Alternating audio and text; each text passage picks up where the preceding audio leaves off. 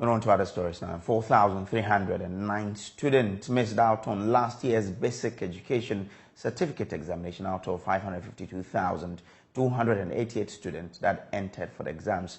There was also cancellation of the subject result of 416 candidates and 3 private candidates for the offense of either bringing foreign materials into the examination or colluding with other candidates.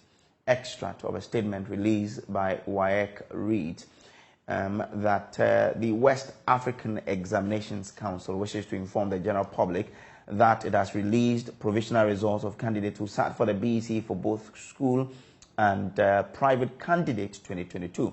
Last year, the same diet of examination was administered to both school and private candidates. The council will dispatch the result of school candidates to their respective schools through the Metropolitan Municipal District Directors of Education. Now let's break down the statistics for you.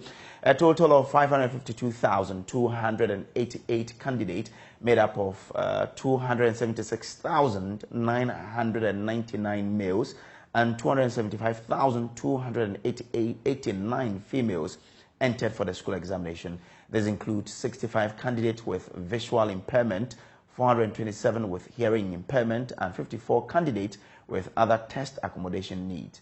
Out of the total number of candidates who are entered for the examination, 4,309 candidates were absent. The BEC for private candidates recorded a total entry figure of 1,144 candidates. This was made up of 641 males and 503 females. Out of the total number of candidates who entered for the examination, 84 candidates, that's for the private candidate, were absent.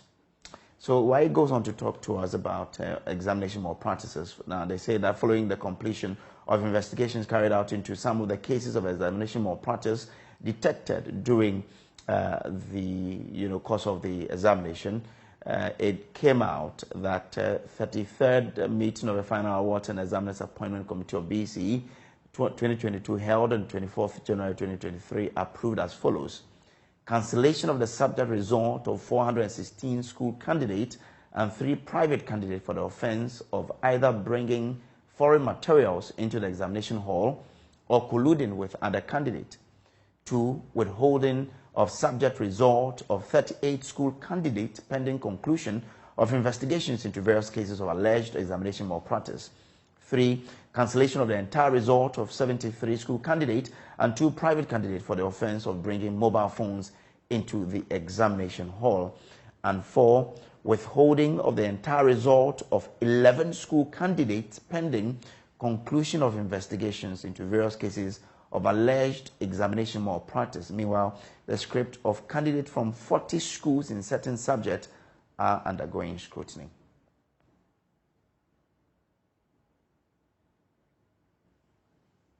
I have been joined by Executive Director of the Africa Education Watch, Kofi Asare. Thanks very much for your time. What's your preliminary observations of the WAEC results released so far? Well, good morning, and good morning to your choice audience. I think that it is good that we've had the results released. That is the reason why we are yet to see the new calendar, especially at the secondary level.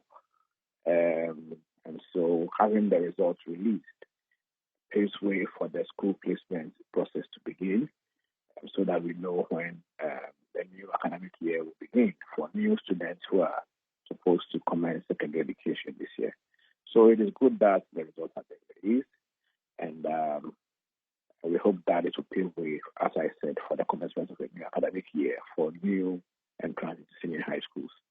Let me also indicate that we have always raised the issue about the analytical relevance of WAEC release on BEC. I'm talking about the performance analysis.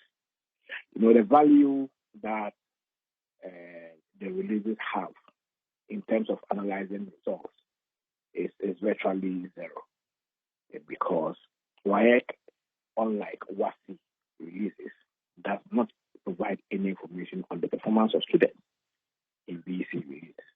And we believe that this must change, because it is a summary of the results itself should have been, contained in the release, just as WAEC has been doing for WASI, so that it can be provided at least an entry point for some, basic analysis on the performance of students. That's my introductory response to the statement issued by WAEC. Now, in terms of students who missed out on the examination, some over 4,000 candidates, are you able to understand what could probably be the reason why over 4,000 students will miss out on such an examination? Yeah, it's been a challenge appreciating the numbers at this year's BCA.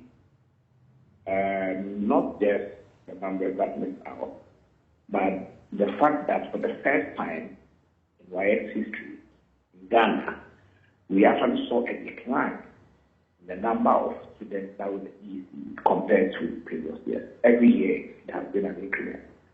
And so we still haven't been able to find out why there was a decline. And I think the number was more than 20,000, a decline in the number of students that were the BC 2021 compared to 2022.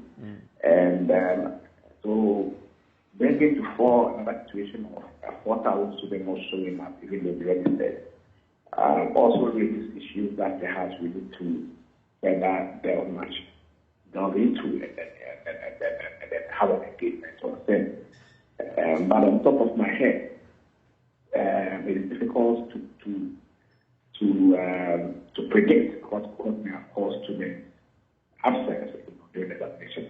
But we can talk to some of the schools and then get more data, analyze and find out what perhaps was the situation, and then have an engagement on that. I think it's amazing. But the most important dimensions we see in the release is the rise in the examination malpractice. As we indicated, we are in an era where the demand for examination fraud and examination malpractice is increasing. And yes, WAEC is putting in place measures to ensure that people who participate in it are sanctioned. That is really reactionary. It's fine, but we need to do a lot of work, at the preventive side of things. If you look at the number of students who had their entire result cancelled before because they took mobile phones to the examination hall, between 2020 and 2022, it has increased from 44 to 46, and then all the way to 74. So, so the jump we are experiencing in the number of students who have their results cancelled as a result of mobile phone from 46 in 2021 to 75. Okay, so the number is 73. No, it's 75. Okay. 73 is for students who were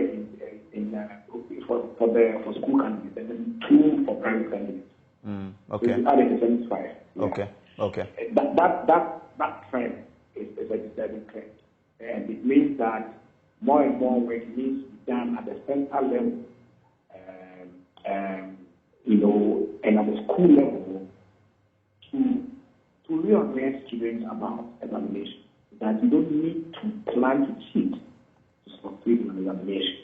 And at the basic school, you agree with me that if students have access to mobile phones and they're smuggling them to the examination hall, it means that to an extent their parents or guardians have an idea, because most students are not working and they don't have much mobile phones.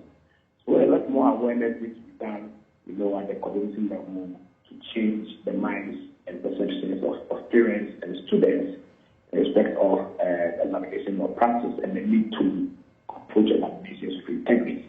That is where I think we all have a responsibility at the toilet. Okay. But we've been conducting an examination for God knows how long. Have we made progress in terms of how we conduct these examinations?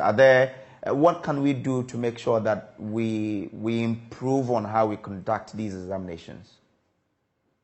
Well, I think we are seeing improvement by way of more and more students being caught in the web of an efficient or an increasingly efficient security system that will get you if you attempt to smuggle the foreign material into That one alone, the increase, the trend, even though it's a problem, it's a sign that we are improving efficiency, on the security side of things. And I give it to my head and the other partners. What we need to do is that we need to continue to strengthen examination center security, make sure that students do not cheat, or students in an attempt to cheat, are fished out and punished for doing the same in an examination hall. We didn't hear of any leakages in this year's BC. Indeed, these leakages actually hardly occurred, So, but the fact that we didn't hear of any leakages in BC also should be a plus that I think we must continue moving forward. I'm told that there was a level of serialization in the BC. That's great. That must continue so that students cannot even predict that question. This question will come in because that is that. Okay. All in all, I think that we must look at issues relating to the payment of examiners. Examiners haven't been paid, and for invigilators, we have a situation where BC invigilators are paid 1 year after the comment of the BC. I think those are issues that can be resolved because they affect the independence of persons whose role it is to ensure that examination takes place in an environment of integrity. All right. So there shouldn't be spaces for compromise in such persons. Why in the midst of education to work together and make sure that examiners are paid immediately. Okay. And as much as immediate as possible also. You find money and pay for it. Okay. So that we are sure that in the next BEC we will have people who are credible to integrate the process and also have that so ready to put up their best without being compromised. All right. By some budget. Grateful to you for your time here. Kofi Asare is the Executive Director for the